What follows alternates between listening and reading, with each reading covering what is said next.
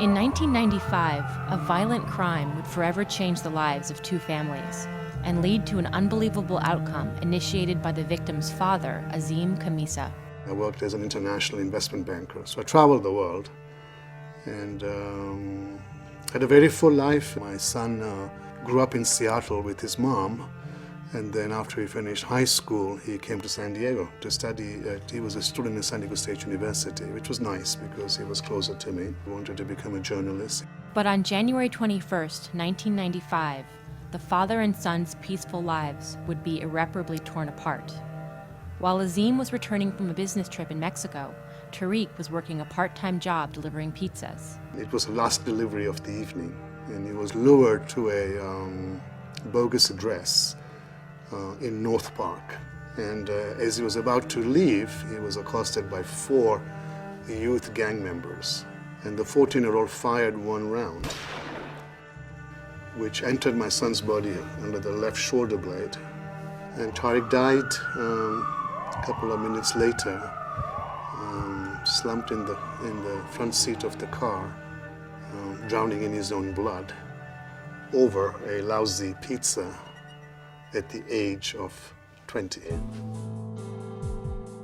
Needless to say, it brought my life to a crashing halt. It was like a nuclear bomb that had gone off in my heart. And I went through all the emotions you would anticipate a parent to go through. Unbearable grief, despair. I was suicidal at one point. I really did not know how to go on with my life. But I recognized that if I did not forgive, I would remain a victim. And there's no quality of life being a victim. Ples Felix, whose grandson, 14-year-old Tony Hicks, was arrested for the murder, was also facing the terrible news. That feeling of foreboding came on me. First thing I did was to call my daughter. While his mother's eyes filled with tears. And she asked me, she said, "Do you believe Tony killed somebody?" I said, "I don't want to believe it." I guess I wanted to not accept that as reality. And I knew that life would change forever. On January 21st, 1995, I shot and killed Tariq Khamisa. I'm sorry for killing Tariq and hurting his family. I'm sorry for the pain that I caused for Tariq's father, Mr. Khamisa. I pray to God every day that Mr. Khamisa will forgive me for what I've done. My grandfather promised me that he would be Mr. Khamisa's friend and help him in any way he can for the rest of his life. I'm very sorry for what I've done. Thank you for giving me a chance to speak.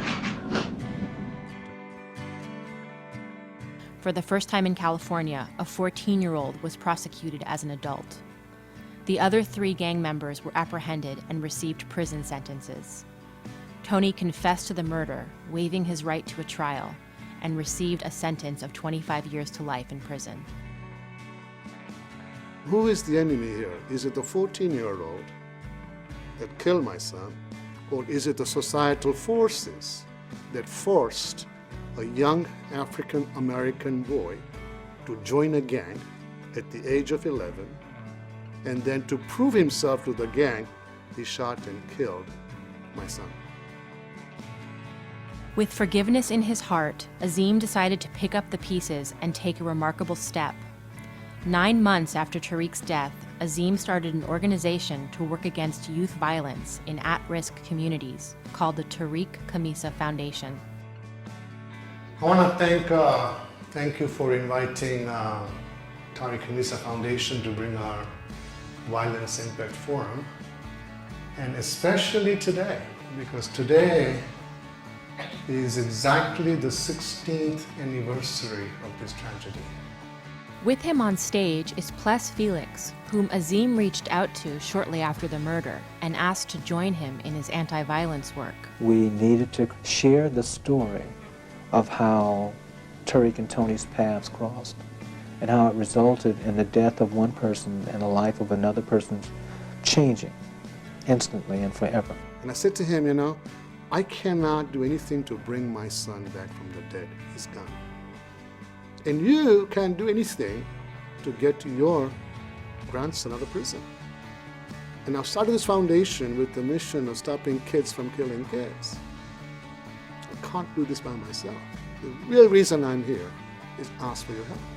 Azim and Pless forged a close bond of friendship. They regularly visit schools and speak to kids about the tragedy that brought them together and the lessons they've learned. His grandson killed my son, and we are brothers. I have made relationships like Pless because of forgiveness. Tony was like you all. But Tony also was a very angry person. One thing about angry people are not thinking people. The real reason we are here is for you. Because we don't want you to die like Tariq, or we don't want you to end up in prison like Tony.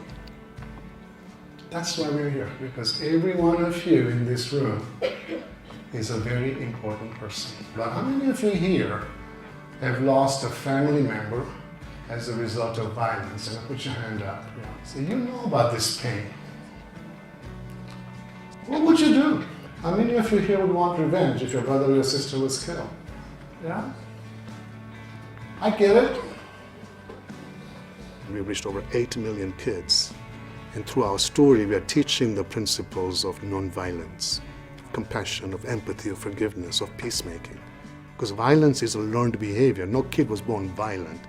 If you accept that as a truism, then nonviolence can also be a learned behavior. But you have to teach it. These kids are not going to learn that by osmosis.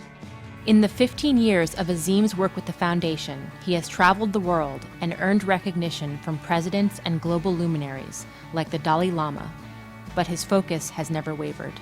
So I teach this work today, that forgiveness is something you do for yourself. It is healthy to forgive. Now, the magic about it is that through forgiveness, I've been able to heal.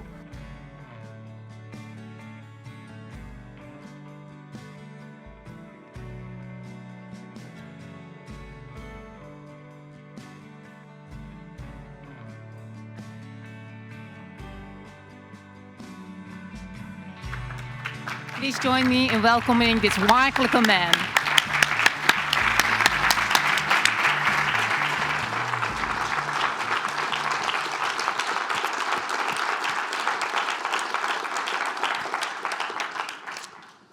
Thank you very much. Thank you, Josephine, for the introduction. Thank you, Amy and Erica and Alex, to include me in NPI. It's been an unforgettable week of enthusiasm, inspiration, and wisdom. So thank you for including me. So good morning, greetings, and namaste. I thought I would start with namaste, which comes from my tradition, and is probably very familiar to those of you who practice yoga. It's more than a greeting, it is also a prayer. And what namaste means is, I honor the place in you in which the entire universe dwells. I honor the place in you that is of love, that is of truth, that is of beauty, and that is of peace. When you are in that place in you, and I am in that place in me, we are one. So my address to you this morning is going to be from that place in me where we are one. And I invite you to hear me from that place in you where we are also one. I've been an avid writer. I've authored 5 books, and I keep an active journal. And I remember writing soon after I lost Tariq in my journal that there is nothing quite so painful as a broken heart. There's nothing quite so painful as a broken heart. But a broken heart is an open heart. If one can learn to live with an open heart, gentle transformations begin to manifest. And I know we've heard a lot about having an open heart. And I work very hard to keep my heart open, because it takes an open heart to create restoration and coherence, because an open heart does not judge. An open heart receives and transmits empathy, compassion, love, and peace more freely. I know most of you have open hearts, and they've been more open as a result of our week together, but there's no boundaries of how open your hearts can be. Now, needless to say, my heart was blown wide open. I don't think there's anything more complex and difficult for a parent than to lose a child. Had I been at the scene, I would have instinctively put my body between my son and the bullet. You do that as a parent.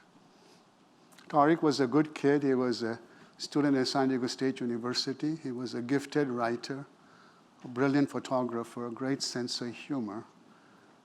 And his goal someday was to work for National Geographic. He loved cultures, he loved to travel. And he worked as a pizza delivery man on Fridays and Saturdays. And on that fateful night in 1995, when I got the call from homicide to tell me that Tariq had been shot and killed, my knee-jerk reaction was I made a mistake, because I don't think parents can go there. It was mistaken identity. It didn't make any sense. So I quickly hung up on him and called his home, because he had recently got engaged to Jennifer. You saw a photo of them together on the video. And they had moved together in the same apartment, fully expecting him to pick up the phone. It was early Sunday morning. Of course, he didn't. Jennifer did. And she couldn't say anything. She was just sobbing. And that's when it hit me.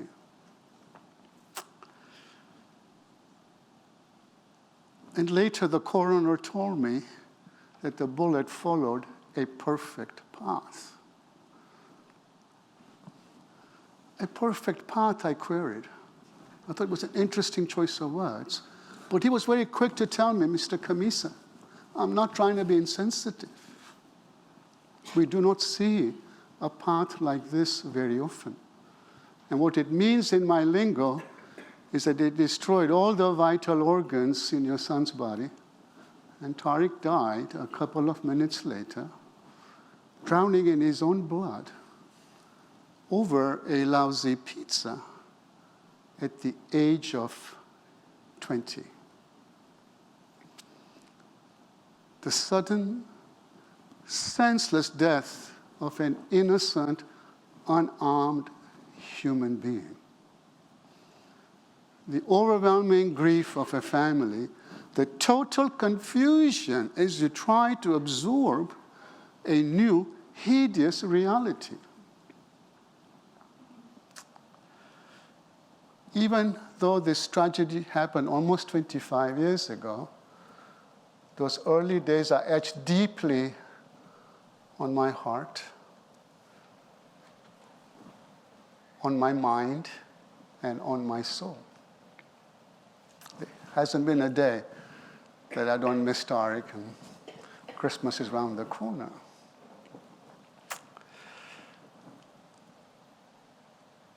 I remember when I heard Jennifer sobbing, I was in my kitchen. I lost strength in both of my legs as I collapsed to the floor, hit my head against the refrigerator, and curled up in a ball. I wish I had the words to describe to you how devastatingly painful that experience was for me. But I really don't. What I can share with you is I never felt pain like that before. It was literally like a nuclear bomb that had gone off in my heart. And I was broken into millions of smithereens that I knew could never be found or come back together, that the life I knew with my son had changed. And now I had to learn a new life without him. Now you're probably wondering, why am I sharing this with you? Because it is painful, and why do I often share this with my audiences? For one reason, because sometimes you don't get how painful violence is till it crosses your path. At least I did not. But now, I really, really get how painful violence is. And because I really get how painful violence is, I would never be violent to another sister or another brother. And I think it's important that we all get it, young and old, because there's way too much violence in our world. 341 mass killings in a year. I still weep when I think about Sandy Hook in Newtown, Connecticut, when 5, 6 years old, 25 first graders were gunned down in automatic machine gun fire in the richest nation in the world.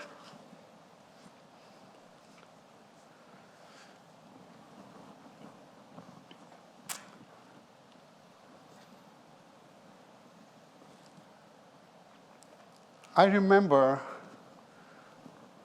that the pain was so unbearable that I had an out-of-body experience. I practiced as a Sufi Muslim. I meditate 2 hours a day. Used to do an hour when Tariq was alive. I left my body. I believe I went into the loving arms of God. I don't remember how long I was gone for. Because sometimes in deep trauma and tragedy, there is a spark of clarity.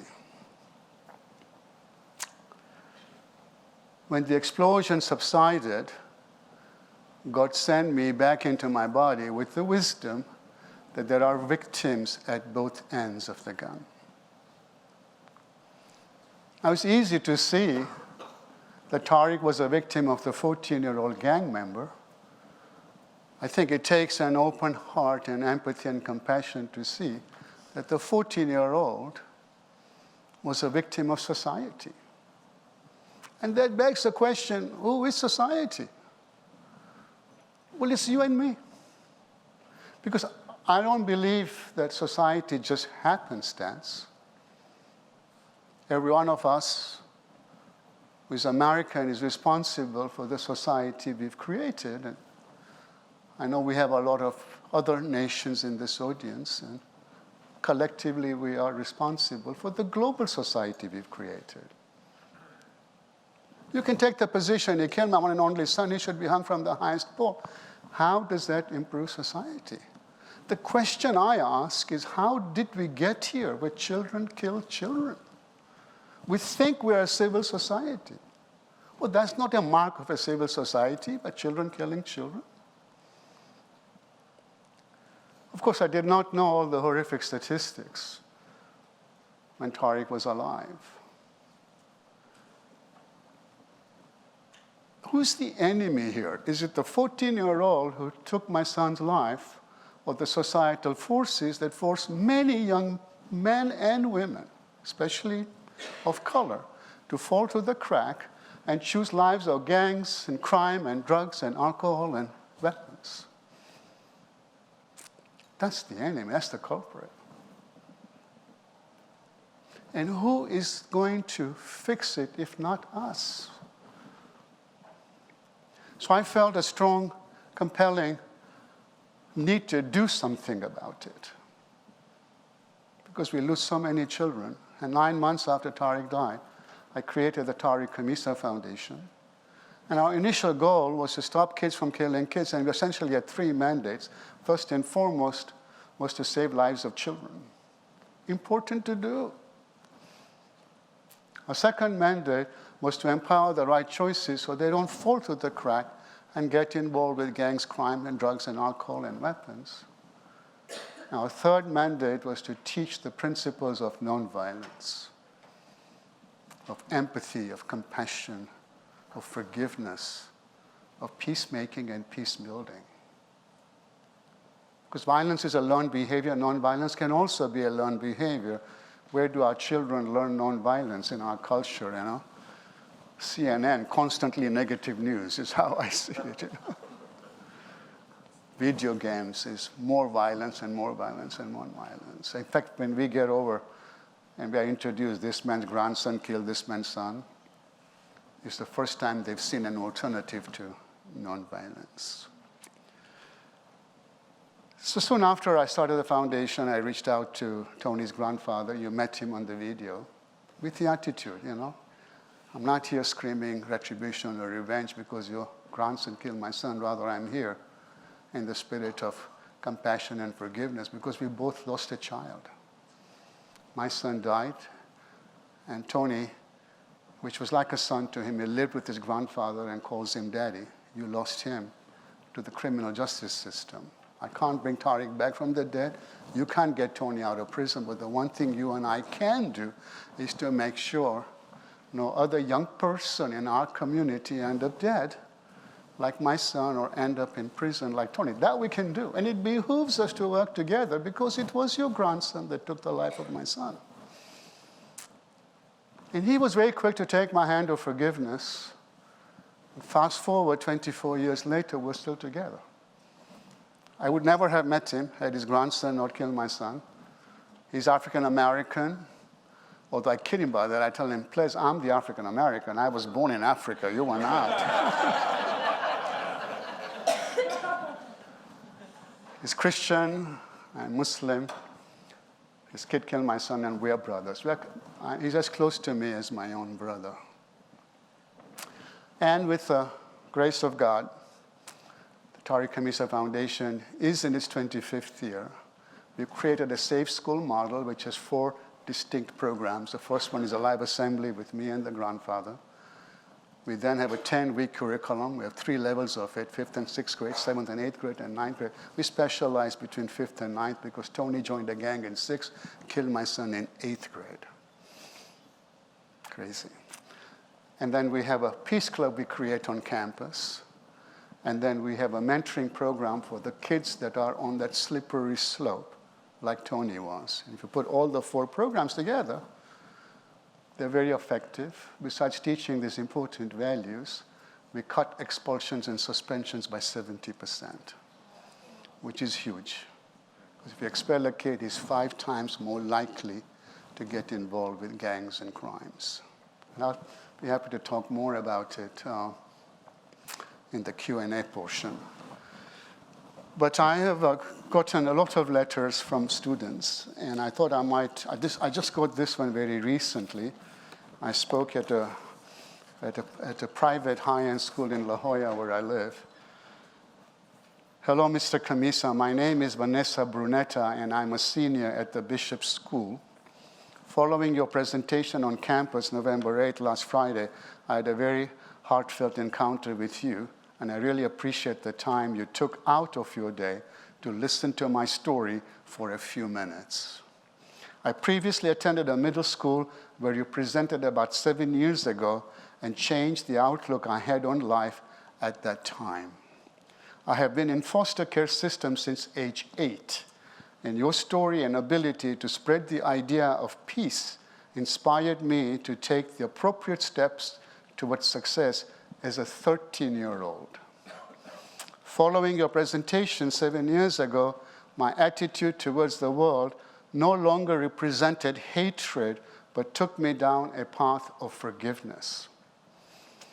Forgiveness of my biological mother, whom I deemed responsible for my being in the foster care system, and forgiveness of the world, whom I had accountable for all of my young confusion and pain.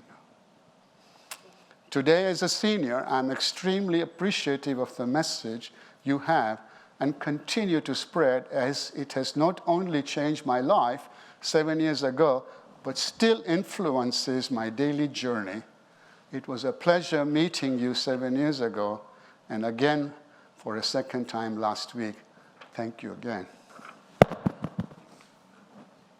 You can't buy this with money.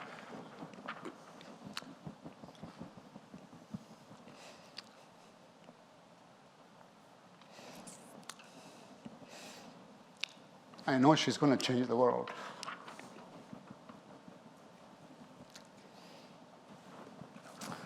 So Letters like these have been a big part of my healing. And I want to talk a little bit about restorative justice and restorative practices. How many of you are familiar with those terms? Yeah, a few of you. It's taking traction, which I'm glad to see. TKF, Tariq Khamisa Foundation, we've been doing restorative practices and restorative justice for over 24 years. But recently it's taking more traction. But I don't believe in the corporate world. It's getting more traction in schools, hospitals, first responders, law enforcement, and some prisons. Because I primarily speak to students, social workers, therapists, counselors, spiritual venues, at peace conferences. I also speak at prisons, talk about self-forgiveness. I don't do a lot of work in the corporate world like many of you. And I've done some. But to understand RJ, we have to first understand the criminal justice system that we operate under. Most of the criminal code in America came from our pilgrims. Most of them were Europeans. Most European countries are monarchies. So in a monarchy, the king or the queen owns both the land and the people. So when a crime is committed, it's always the monarch against the offender. We don't have monarchy in America, so the state takes that role. So in my case, it was the state of California against Tony Hicks. RJ and RP comes from the Aboriginal cultures of New Zealand and Australia. And they say crime happens in the context of community. There are three parties in a crime. There's a victim, there's offender, and there's community. The state can play a facilitator role, but they can't be a direct party. And justice is not served till these three mandates are met. First, the victim must be made whole. Well, you can't bring Tariq back. But working with the grandfather and working with Tony now, which I'll come to it, is meaningful to me and my family because Tariq did not die in vain. As a result of the work that I'm doing, less kids are ending up dead or in prison. And that's meaningful. So to the extent that I can be restored, I believe I have been. The second piece is you're going to bring the offender back as a contributing and a functioning member of society. Tony is now 39 years old. I met him at 19, 5 years after the tragedy. It took a lot of meditation because it's very hard to come eyeball to eyeball with the person who murdered your son. But I recognized that for me to complete my journey of forgiveness, at some point I had to reach out to him. And that was a very transformative meeting. We were together for an hour and a half. And I remember at one point, I was very close to him, sitting right across the coffee table. And at one point, I remember we locked eyeballs. I'm looking in his eyes, and he's looking in my eyes. And we held that glance for what seemed like a very long time. I'm looking in his eyes, trying to find a murderer, and I didn't. He was respectful, he was remorseful, he was well-mannered, he was articulate. I could tell that my hand of forgiveness had shifted him. I wasn't expecting that. He was a likable kid. He didn't display any of the typical attitudes of a 19-year-old in our culture. He's a likable kid. If you walk through those doors, you would have the same impression of him as I did. So at that point, I told him, I have forgiven you because I've been working with your grandfather for over 4 years. I want you to know when you come out of prison, you have a job at the Tariq Khamisa Foundation. You can come work with your grandfather and me. And I remember I left the prison that day, and I remember that my stride leaving the prison was a lot more bouncier than the one I walked in. Forgiveness can be very freeing. And I knew at that point that I had completed my journey of forgiveness. The next day, the grandfather calls me and says, Azim, that meeting you had with Tony has totally transformed him. Because prior to your meeting him, he would tell me, Daddy, I'm not going to make it in prison, I'm going to die. But now you've given him some hope and love. He's turned 180 degrees. He aced his GED when he was 22 years old. He's very well read. He wrote the foreword to my trilogy, From Fulfillment to Peace, and did a good job. He's read the Torah, the Bible, the Quran. And I have good news. He just came out. His parole was in November of last year. And I was there advocating to the commissioner to say that please grant him parole, because Tony has a lot of work to do, not in prison, but outside of prison. Think about the power of him on stage with me when he says, when I was 11, I joined a gang. When I was 14, I murdered Mr. Khamisa's son. I spent the last umpteen years in prison. I wish I could turn the clock back. Do you think the kids will listen to that? Yeah. Because his intonations will be of a person that pulled the trigger and genuinely wants to turn the clock back. And I know that he will save, we've saved him, but he will save a lot of kids. And the commissioner says, you know, I've been doing this work for 35 years. I've never had the offender's father come and advocate for the victim's father to come and advocate for the release of the offender. And he did grant the parole. But then it took 6 months. He got out in April, to go in a halfway house. Just 2 weeks ago, he left and is now with his grandfather. And he passed his driving test a week ago on Monday at 39. So we're looking forward for him to join us. So we've done the second piece to bring the offender back into society as a responsible contributing member. The third piece in RJ is you've got to heal the community. So the work we're doing in the foundation, I also do 2-day workshops on forgiveness. Work I'm doing with you guys is all about creating more peace through the process of forgiveness. I mean, my journey, which is 24 years, started very dark with murder, but as my trilogy will tell you, it's ended up at peace, and the portal was forgiveness. So I've done a little work in the corporate world, not a lot, and I think it's important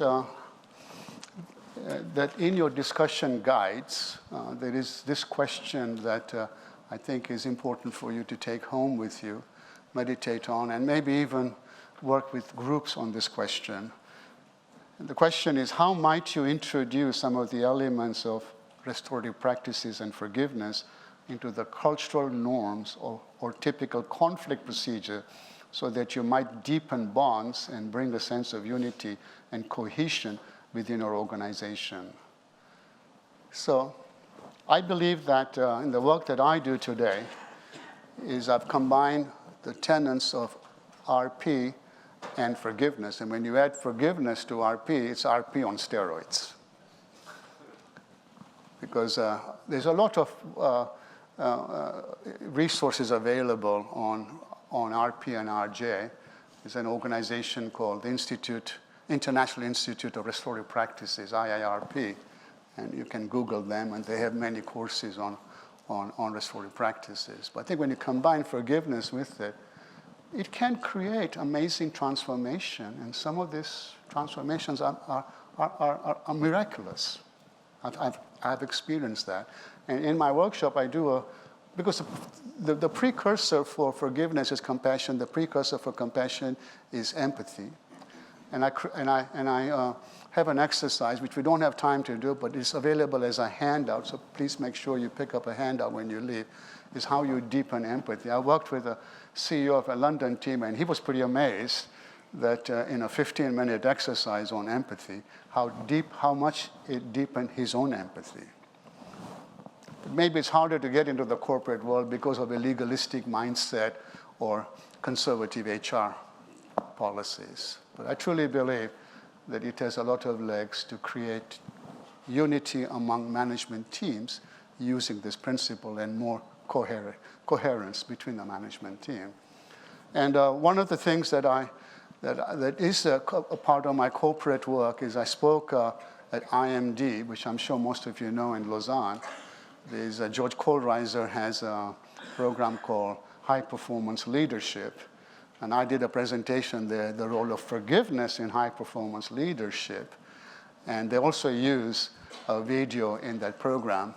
And Josephine is very involved with HPL, so maybe you can share a few things about how my story is impacting primarily you work with C-level executives in EMEA, right? I really want to take the mic. Sure. It's easier. I want to do justice to the world you do in the corporate world without him knowing it. So since 2007, your video of the power for forgiveness is being introduced in the high performance leadership program at IMD, which is as much an important tribe for me as this tribe is important for me. And over 7,000 executives have seen your video. And this video is shown on day 2 when we talk about how loss impacts your leadership. So we talk about the bonding and grief cycle, and we talk about Elizabeth Kubler-Ross and the grief that is associated with deep losses.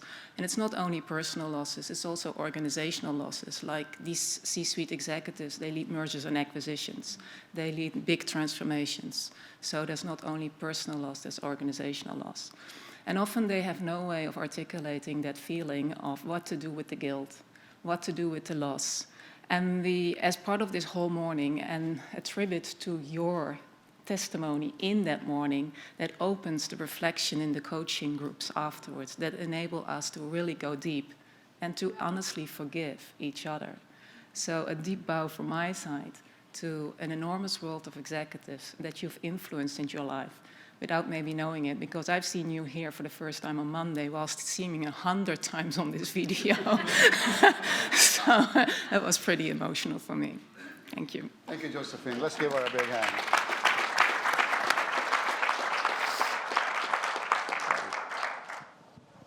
I'm interested in the role of the media in this work. I've found ways of tailoring when I take in media so that I can stay whole and centered in my own work with clients and in my own life related to this journey of grief and forgiveness. There used to be a radio show in Canada that was very in-depth, that would tell for 20 minutes the story in depth of someone's context and perspective around a traumatic loss. And then the second 20 minutes, in your case, would have been about Tony. And I really valued that. There was some songwriting that came out of that for me. And I wonder if you see any glimmers of hope around this kind of media that can take us into a more whole story of what's behind the violence. Yeah, I mean, I do a lot of podcasts. And there's a lady by the name of Christina Rasmussen. I just wrote about it. I do a monthly newsletter. You can sign up for it. And it's also archived on my website, azimkhamisa.com. So my December newsletter has a link to Christina Rasmussen's podcast. And it's primarily targeted to people that are going through some deep trauma. And it's a very rich podcast where I talk about the process that I went through. I teach the 3 milestones of how you forgive people that have harmed you, and 3 milestones how you forgive yourselves, because at some level we've all done harm too, and it's very powerful. So, but it's not in the mainstream. You're not going to get this on CNN, although we've had Huffington Post and BBC do interviews for us this year. And Huffington Post came out on Valentine's Day, which was the first anniversary of the Parkland, Florida shooting. It's very powerful too. So media is picking up, but I wish it would be more generally. But I think that's, if you're doing work in that area, I really want to encourage that, because I truly believe that we need more peace in the world, and forgiveness is probably the only way we're going to get there. So I've written a 5th book. It's called The Leadership for the Greater Good. It's in the publishing loop. It hopefully will be out in March. And basically, the basis of this book is we need a different archetype of leaders than the one we have produced. So what I'm suggesting in this book is that the leaders that we need that are going to change where we are must have competencies in 3 areas. Of course, competency in their field of endeavor, whatever that is.